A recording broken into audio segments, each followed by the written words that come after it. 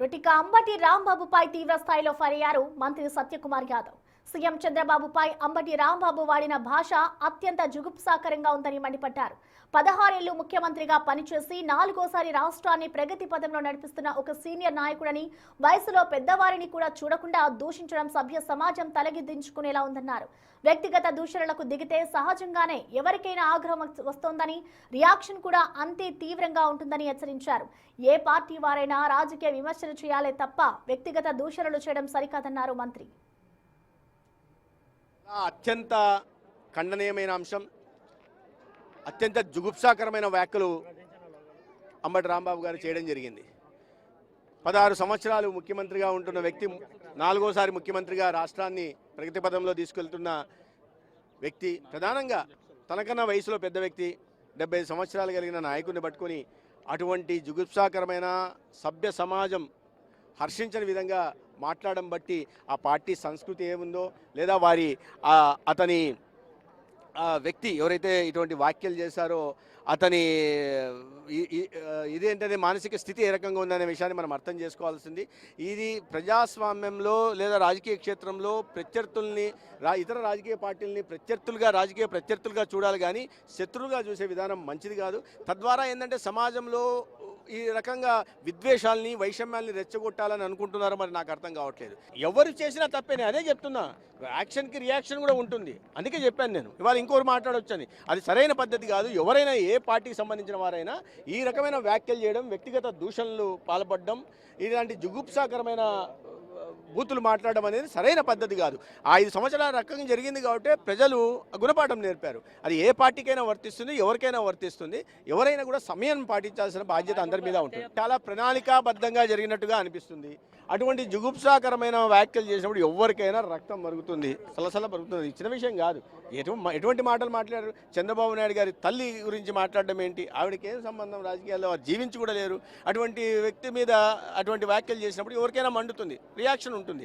అసలు మనం ముందు చేయాల్సింది, మనం తప్పు చేయకుండా ఉండాలి. తప్పు చేసిన తర్వాత ఈ రియాక్షన్ చూసి దాని తర్వాత హత్యాయత్నాలు, ఇటువంటి అంటే ఇవన్నీ ప్రణాళికాబద్ధంగా. ఇవాళ రాష్ట్రంలో సానుకూల వాతావరణం ఉంది. ప్రభుత్వం మళ్ళీ ఆర్థిక స్థితి మెరుగుపడుతూ ఇవాళ గాడిలో పడతా ఉంది. పెద్ద ఎత్తున పెట్టుబడులు వస్తున్నాయి, ఉద్యోగ ఉపాధి అవకాశాలు జరుగుతున్నాయి, అభివృద్ధి జరుగుతుంది, సంక్షేమ పథకాల ఫలాలు కూడా ప్రజలకు అందుతున్నాయి.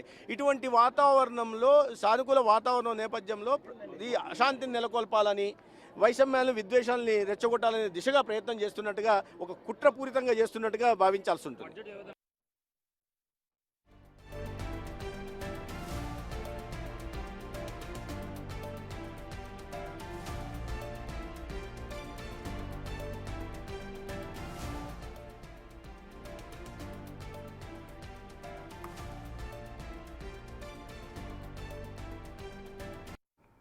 అంబటి రాంబాబుపై ఇటు మంత్రి సత్యకుమార్ యాదవ్ తీవ్ర స్థాయిలో ఫైర్ అయ్యారు. సీఎం చంద్రబాబుపై అంబటి రాంబాబు వాడిన భాష అత్యంత జుగుప్సాకరంగా ఉంది అంటూ ఆయన మండిపడుతున్నారు. 16 ఏళ్లు ముఖ్యమంత్రిగా పనిచేసి ఇటు 4వ సారి కూడా ఆయన రాష్ట్రాన్ని ప్రగతి పథంలో నడిపిస్తున్న ఒక సీనియర్ నాయకుడిని, వయసులో పెద్దవారిని కూడా చూడకుండా దూషించడం సభ్య సమాజం తలదించుకునేలా ఉందన్నారు మంత్రి. అయితే వ్యక్తిగత దూషణలకు దిగితే సహజంగానే ఎవరికైనా ఆగ్రహం వస్తుందని, రియాక్షన్ కూడా అంతే తీవ్రంగా ఉంటుంది అంటూ కూడా ఆయన హెచ్చరిస్తూ ఉన్నారు. ఇటు ఏ పార్టీ వారైనా రాజకీయ విమర్శలు చేయాలే తప్ప వ్యక్తిగత దూషణలు చేయడం సరికాదు అంటూ ఇటు మంత్రి అయితే మండిపడుతూ ఉన్నారు.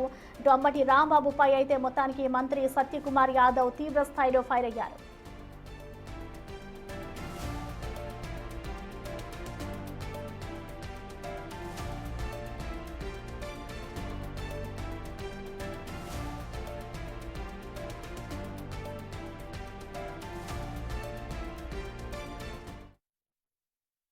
చాలా అత్యంత ఖండనీయమైన అంశం, అత్యంత జుగుప్సాకరమైన వ్యాఖ్యలు అంబటి రాంబాబు గారు చేయడం జరిగింది. 16 సంవత్సరాలు ముఖ్యమంత్రిగా ఉంటున్న వ్యక్తి, 4వ సారి ముఖ్యమంత్రిగా రాష్ట్రాన్ని ప్రగతి పథంలో తీసుకెళ్తున్న వ్యక్తి, ప్రధానంగా తనకన్నా వయసులో పెద్ద వ్యక్తి, 75 సంవత్సరాలు కలిగిన నాయకుడిని పట్టుకొని అటువంటి జుగుప్సాకరమైన సభ్య సమాజం హర్షించని విధంగా మాట్లాడడం బట్టి ఆ పార్టీ సంస్కృతి ఏముందో, లేదా వారి అతని వ్యక్తి ఎవరైతే ఇటువంటి వ్యాఖ్యలు చేశారో అతని ఇదేంటనే మానసిక స్థితి ఏ రకంగా ఉందనే విషయాన్ని మనం అర్థం చేసుకోవాల్సింది.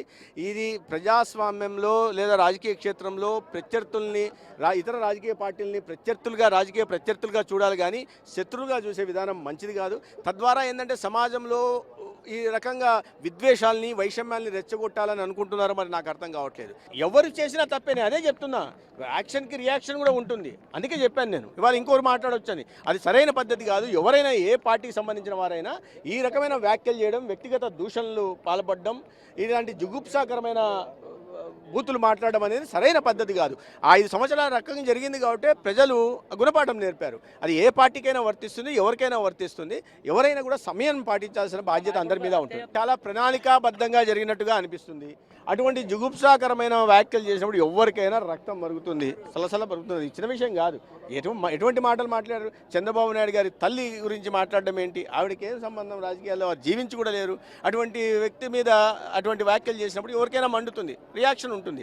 అసలు మనం ముందు చేయాల్సింది మనం తప్పు చేయకుండా ఉండాలి. తప్పు చేసిన తర్వాత ఈ రియాక్షన్ చూసి దాని తర్వాత హత్యాయత్నాలు ఇటువంటి అంటే ఇవన్నీ